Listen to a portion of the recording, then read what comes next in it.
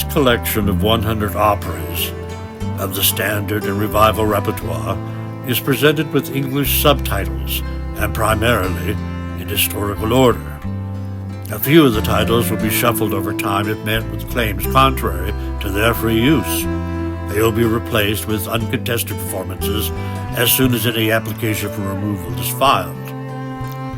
In the age of the long playing or LP recorded format, the opera-going public enjoyed librettos and often a host of supplemental materials to further the experience of a given composition. However, the size of a compact disc made such offerings problematic. At best, one may do with the summary and a few notes and then went in search of a libretto online. The advent of supertitles in opera houses was a popular and definite assist to public understanding. This led to subtitles on broadcast and subsequent offerings of video recordings streamed most prominently on YouTube. It should be noted that in some instances the viewer will have to personally turn on the closed captions to engage and avail themselves of the English translations offered in this collection. Opera has its roots in the pageantry of courtly entertainment. These presentations often featured mythological motifs accompanied by music. The merging of these two elements was the nascent beginnings of music drama. 3 years before the end of the 16th century, a group of intellectuals called the Florentine Camerata began opera's formal creation. One of the chief musicologists of the group was also the father of Galileo, Vincenzo Galilei.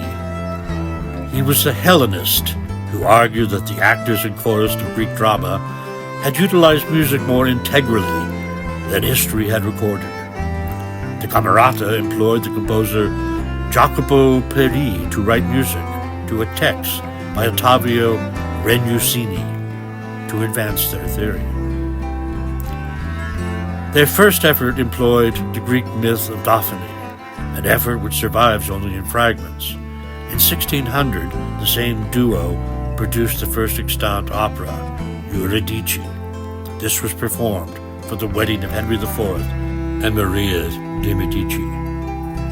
Opera had the early good fortune to have its genius embrace its mandate in the same decade. Claudio Monteverdi added a musical prelude to open his compositions and wrote arias for different voices to supplement its plot elements. Orfeo was commissioned by the Duke of Mantua. It was the first of Monteverdi's many masterpieces. It was presented in 1607. We have also included his Return of Ulysses to represent his later career. The church has long recognized chants and polyphony in liturgical celebrations and commentaries on Scripture. These forms became more secular as opera developed. Throughout the 17th century, it became popularized in each of the Italian city-states. By the middle of that century, Venice had become its center as opera moved from the palace to public theaters. The first comic opera premiered in Rome in 1639. Opera was a featured entertainment for the wedding of the French king, Louis XIV, to Maria Theresa of Austria. Jean-Baptiste Lully was imported from Florence and became the official court composer of the Sun King. He developed the use of harpsichord to accompany recitatif, a dialogue spoken in pitch that advanced the plot to succeeding musical numbers. His operas Alceste and Armide are presented below. The French also introduced the use of ballet to the growing spectacle of opera for the Parisian stage. In Germany, the leading exponent of opera was Reinhard Käsler. His Adonis closed out the 17th century. In England, Henry Purcell is remembered for work he composed in the last 3 decades of the 1500s. These he shared with the life of William Shakespeare. Purcell's Dido and Aeneas is represented in this collection. The Baroque operas of Alessandro Scarlatti anticipates Gluck in many of its operatic reforms. Alessandro is remembered as the father of composer Domenico Scarlatti, and for the aria da capo, an ABA formulation that introduced a melodic idea, contrasted it with a middle or developmental section, before recapitulating the original melodies in the concluding section. Antonio Vivaldi was born in the decade before J.S. Bach, George Frederick Handel, and Domenico Scarlatti. Vivaldi was a master orchestrator who wrote hundreds of violin and orchestral pieces that are popular to this day. He also wrote dozens of operas, a handful which are periodically revived. Montezuma is included hereafter. Handel composed over 40 operas, mostly on historical or mythological themes. He settled in England, where he wrote his operas in Italian and his popular oratorios in English. His operas Julius Caesar and Alcina are included here and are often revived.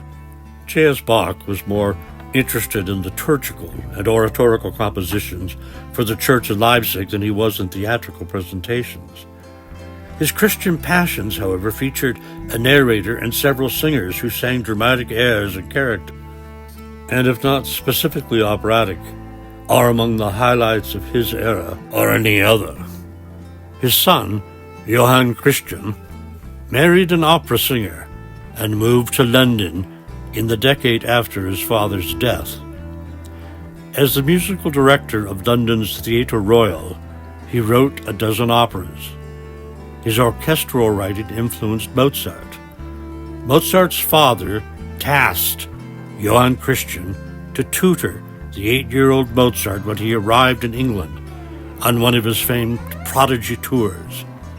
We've included an operatic overture of Johann Christian's that stylistically suggests the bridge of the late Baroque to the classical stylings of his young charge.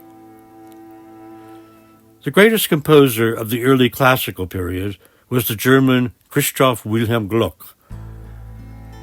He continued the tradition of presenting Greek myths for the stage, but emphasized the seriousness to the story over orchestral and vocal embellishment. He went against the Italian tradition of isolated arias and introduced the idea of an operatic tableau, which sought to blend opera's disparate elements into an organic musical structure. His Orfeo e Euridice remains among the most celebrated pre-Mozartian works of the era and is a happy addition to the collection. The second half of the 18th century is dominated by Haydn, Mozart, and Beethoven. Haydn's symphonies and chamber music remain staples of the repertoire.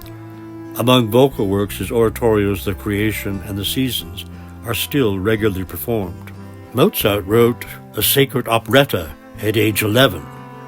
He absorbed the Italian, French, and Germanic influences into a Viennese classical school of the second half of the 18th century. The first of his purely classical operas is Idomeneo of 1781. In 1782, he premiered The Abduction from the Seraglio. Although a comedy, it introduced real characters expressing emotions with whom an audience might identify. The masterworks of The Marriage of Figaro, Don Giovanni, Così van tutte, and The Magic Flute were composed over a 5-year period in which he also composed a dozen of his greatest piano concertos. Mozart's operas not only mark a high watermark for opera, but also for the cultural heritage of mankind. Each of those named above are performed below. Beethoven left us with one opera, Fidelio, in 1805. Only sketches of an unfinished opera based on Macbeth tantalizingly suggest a road not taken. He ultimately was more comfortable wedding large orchestras to chorus and voice in his choral fantasy, Ninth Symphony, and Missa Solemnis. Other German operas of the first half of the 19th century include von Weber's Der Freischütz and Meyerbeer's Les Huguenots of 1836 and Le Prophète of 1849. Hector Berlioz composed Benvenuto Cellini in 1838, Les Troyens in 1856, and Beatrice and Benedict in 1862.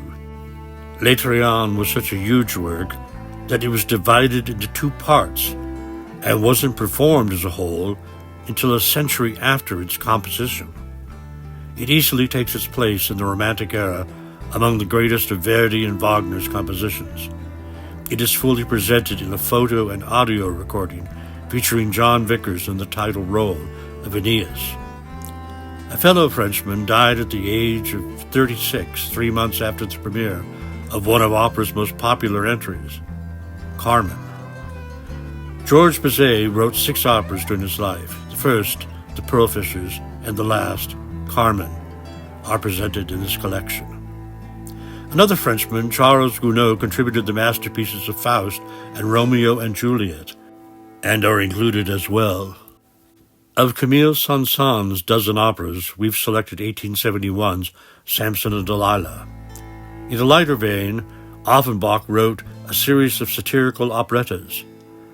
The Tales of Hoffmann was his last effort and is also in this collection. Jules Massenet remains well represented in the standard repertoire, and Manon, Werther, and Thais are presented hereafter.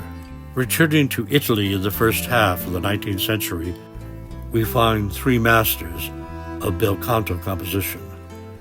Rossini's The Barber of Seville, Cinderella, and Semiramis are performed hereafter. Bellini is another composer who died much too early. He was 34. We've included both his greatest work, Norma, and his last work, I Puritani. Donizetti's 60 operas are represented by The Elixir of Love, Lucia de Lammermoord, and Don Pasquale. In the second half of the 19th century, we find the work of Giuseppe Verdi. His operatic compositions have remained the dominant Italian element in the repertoire for the last 150 years. Of his 32 operas, our collection begins with Nabucco and continues with Macbeth, Rigoletto, Il Trovatore, La Traviata, Simone Boccanegra, Un Balla un Maschera, La Forza del Destino, Don Carlo, Aida, Otello, and Falstaff. Giacomo Puccini then received the mantle of Italian master after Verdi completed his final 2 masterpieces. Puccini's Manon Lescaut, La Bohème, Tosca, Madame Butterfly, The Girl of the Golden West, Il Trittico, and Turandot each remain staples of the repertoire and are among opera's most popular fare. The second half of the 19th century is dominated by Richard Wagner. Of his oeuvre, we've included The Flying Dutchman, Tannhäuser, both before 1850, and Lohengrin in 1850. His greatest works followed with the 4 operas of Der Ring des Nibelungen, Das Rheingold, Die Walküre, Siegfried, and Götterdämmerung. Interspiced in the second half of The Ring, he wrote and premiered Tristan and Isolde and Der Meistersinger von Nuremberg. His final opera, Parsifal, was premiered in the year before his death, in 1883. Russian opera of the period is represented by Mussorgsky's Boris Godunov, Rimsky-Korsakov's The Tsar's Bride, and Tchaikovsky's Eugene Onegin. Debussy's Pelléas and Melisande and Carl Nielsen's Saul and David both premiered in 1902. The Czechs are represented by Anton Dvorak's Rusalka and Janacek's Yunufa. Bela Bartok's 1918 Bluebird's Castle represents Hungary. Compositions of the early 20th century in Germany include Richard Strauss's Salome, Electra, and Der Rosenkavalier, Arnold Schoenberg's Perrault, Ellenberg's Wojciech and Lulu, and Paul Hindemith's Matisse de Mahler. Francis Poulenc is represented by 1957's Dialogues des Carmelites. England is represented by Ralph Vaughan Williams' Hugh the Drover and Benjamin Britten's Peter Grimes' The Turn of the Screw and Death in Venice. Our survey concludes with Leonard Bernstein's 1956 Candide and a documentary of Philip Glass's 1976 Einstein on the Beach.